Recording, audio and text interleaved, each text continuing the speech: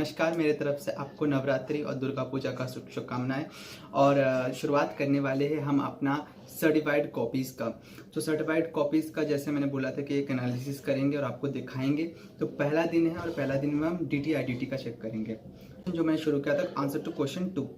तो यहाँ पे मैंने बड़ा करके लिखा और यहाँ पे ए लिखा है, देखिए ए अलग से लिखा है, इसका मतलब पार्ट ए का आंसर कर रहे हैं लेकिन इस क्वेश्चन का। इस तरीके से मैंने देखा, यहाँ पे फॉर्मेट वगैरह ड्रॉ किया, आप देख सकते हैं यहाँ पे, ठीक है, फॉर्मेट ड्रॉ किया, यहाँ पे सारे के सारे एडजस्टमेंट्स राइट है। यहाँ पे मैंने रीजनिंग भी दी है, नॉट कंसिडर्ड लिखा है, इसके अलावा जो भी सारी चीज़ें लिखने की ज़रूरत थी। लेकिन आखिर में मैंने नोट्स भी दिया, आपको दिखाता हूँ आखिर में मैंने नोट्स भी दिया है, तो देखिए नोट्स वगैरह भी यहाँ पे दिया है ताकि मेरे मार्क्स को ना काटो भाई। मैं तो पहले ही इनको बोल के रखा भाई, देखो नोट दे दूंगा, बड़े लंबे लंबे नोट दिए मैंने, उसके बावजूद भी आधा मार्क काट लिया, कोई बात नहीं। तो प्रेजेंटेशन वाइज अगर देखिए तो हैंडराइटिंग बहुत गंदा है, देखो यहाँ पे प्रेजेंटेशन वाइज अगर देखना चाहोगे तो हैंडराइटिंग उतना सही नहीं है, उसके बावजूद भी 5.5 मिला, तो कहीं ना कहीं कमेंडेबल तो है भैया। तो इसका मतलब ICI आपके कंटेंट के ऊपर मार्क्स देती है, ना कि आपके हैंडराइटिंग के ऊपर। ये मिथ तो एक पहला मिथ था जिसको हमने बर्स्ट कर दिया। आगे बढ़ते हैं और इसको देखते हैं, applicability of the tax deducted at source. तो एप्लीकेबल होगा कि नहीं, ये वाला क्वेश्चन था। और इसमें पहला वाला देखिए, सेक्शन नंबर कोड क्या है, यहाँ पे TCS का आप कर सकते हैं, करना पड़ेगा, ऑब्वियसली इंपॉर्टेंट है भैया, आप ना करके जा ही नहीं सकते, तो आपको करना पड़ेगा। साथ ही साथ यहाँ पे लिमिट भी बताना पड़ेगा, फिर परसेंटेज भी देना पड़ेगा, जितना भी जैसा भी उसका प्रोविजन था वो लिखना पड़ेगा।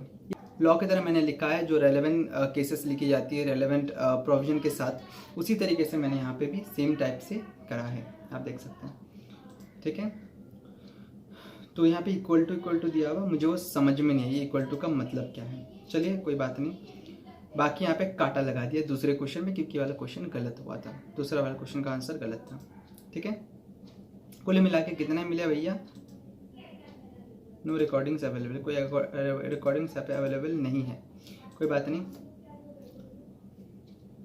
तो यहाँ पे दिए भैया, यहाँ पे दिए, पूरा मिला के हमारे पास आया है 1.5 मार्क्स, ठीक है। 1.5 मार्क्स मुझे दिया है इसमें, स्टेप मार्किंग मिली है हालांकि।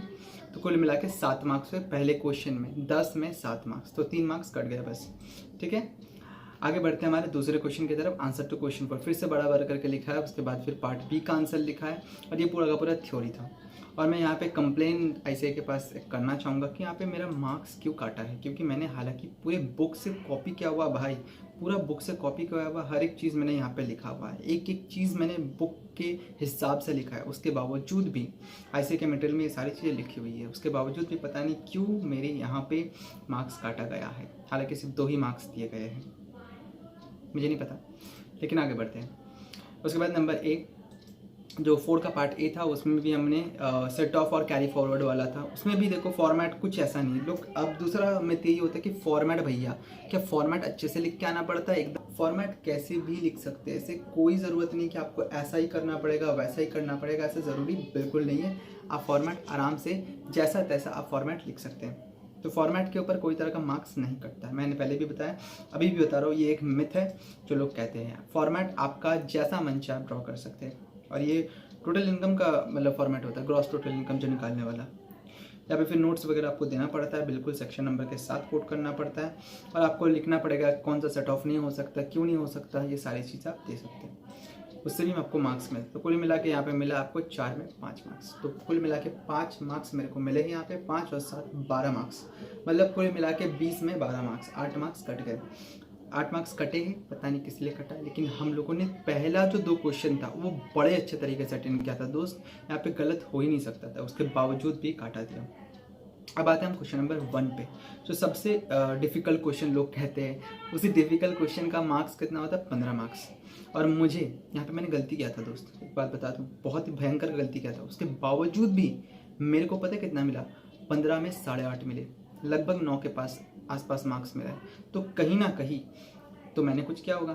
देखो भैया, इतना गंदा हैंडराइटिंग है, उसके बावजूद भी मार्क्स मिला है, इसका मतलब ICI कंटेंट देखती है, ICI आपके कंटेंट को बड़े अच्छे से खंगालती है कि भाई क्या लिखा है। सेक्शन नंबर 43 भी लिखा है, इसके अलावा जो सेक्शन नंबर को मैंने बार बार कोट किया है, हालांकि सेम काइंड ऑफ ट्रांजैक्शंस थे इसलिए सेम सेक्शन लग गए यहाँ पे।